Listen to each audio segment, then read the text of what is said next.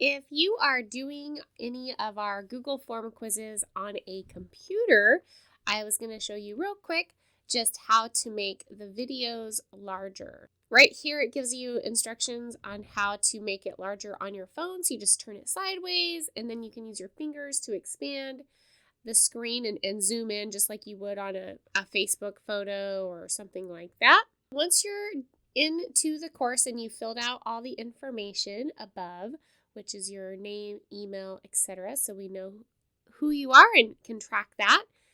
Once you get to the video content right here and you push play, there's a couple different things you can do. You can watch the video on YouTube itself.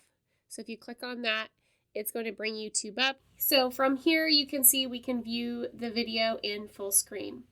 Another option that you have from viewing videos from the exam, if you don't want to have to close your tab, because you'll notice that I had to change tabs here.